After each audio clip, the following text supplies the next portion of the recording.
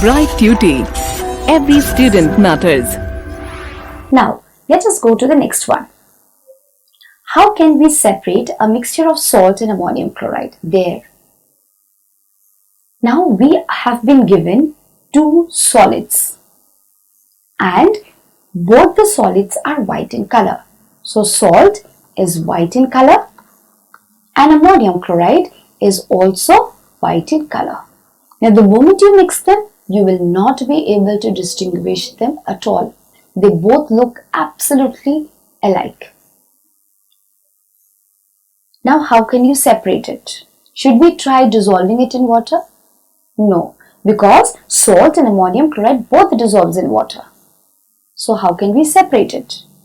So, we have to identify the property which is different from one another.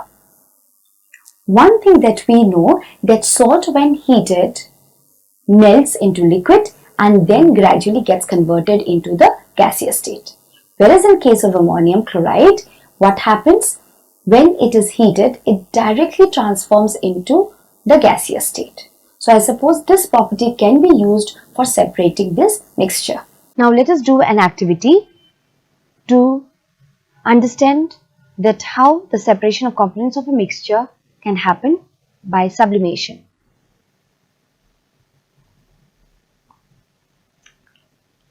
This method is used in the separation of such solid-solid mixtures where one of the components sublimes on heating. However, it is useful only if the components of the mixture do not react chemically on heating.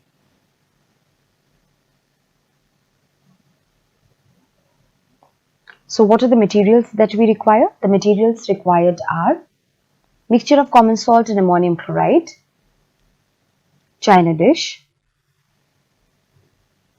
Bunsen burner, a glass funnel, tripod stand with wire gauge, and cotton wool.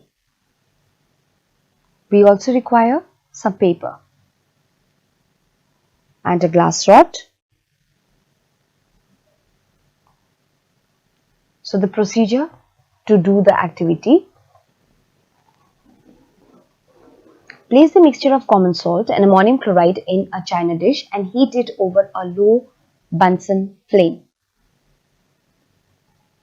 Place a clean glass funnel in an inverted position in the china dish and close the mouth of its stem with cotton wool. The ammonium chloride in the mixture sublimes to form dense white fumes.